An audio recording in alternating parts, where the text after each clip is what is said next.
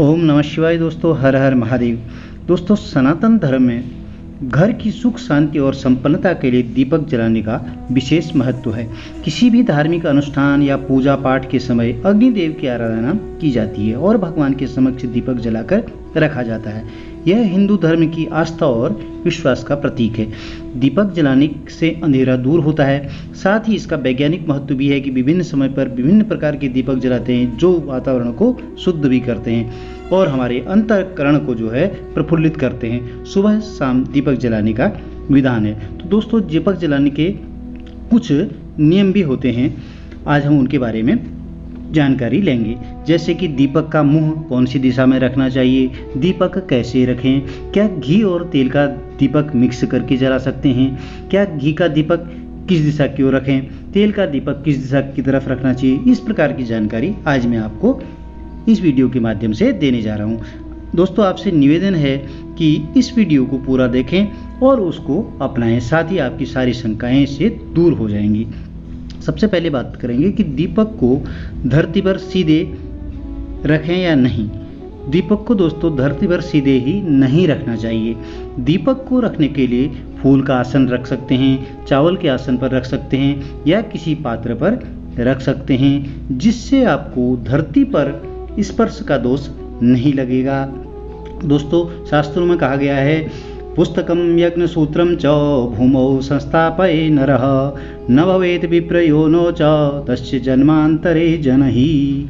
अर्थात जो इंसान पुस्तक को बिना आसन के धरती पर रखता है, यज्ञोपवीत को धरती पर रखता है या दीपक को धरती पर रखता है, वह व्यक्ति 100 जन्मों तक भी ब्राह्मण के घर में जन्म नहीं लेता है। अर्थात वह व्यक्ति दोष का भागी होता है।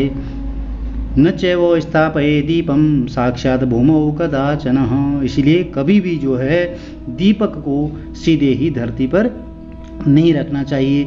इस संसार में धरती माता सब कुछ सहन कर लेती है, परंतु अकारण धरती माँ को जो कष्ट देता है या जो व्यक्ति दीपक को धरती पर सीधे रख देता है, धरती माँ उसके ताप को सहन नहीं कर पाती है। इसीलिए दीपक को सीधे यानी कि डायरेक्ट धरती पर नहीं रखना चाहिए।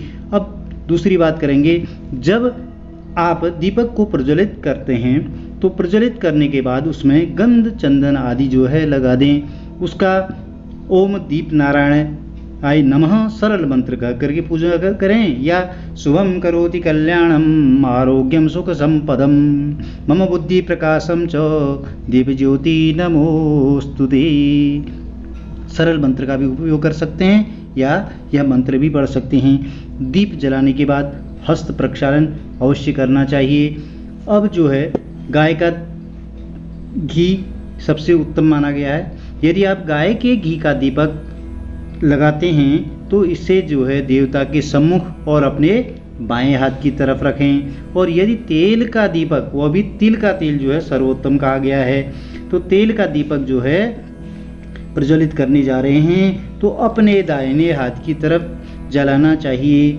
घृत दीपो दक्षिणेशातः तेल दीपस्तु वामतः, ऐसा प्रमाण शास्त्रों में बताया गया है। अब दीपक का मुंह किस ओर रखें, यह भी ध्यान रखना जरूरी होता है कि हमेशा पूजा करते समय दीपक का मुंह पूर्व दिशा की ओर रखें। अब बात करते हैं दीपक में किस तरह की बत्ती जलानी चाहिए। शास्त्रों में कहा गया है, कार्पासम तो कलौ स्मृतम, कलयुग में कपास की बाती जो है उपयुक्त बताई गई है। यदि आप घर पर बत्ती बनाते हैं, घर पर बनी हुई बाती का प्रयोग करते हैं तो सर्वोत्तम है। अब बाती कितनी बड़ी होनी चाहिए यह भी बताया गया है, ना तो यह छोटी हो और ना ही यह ज़्यादा लंबी हो, अर्थात मध्यम आकार की होनी चाहिए।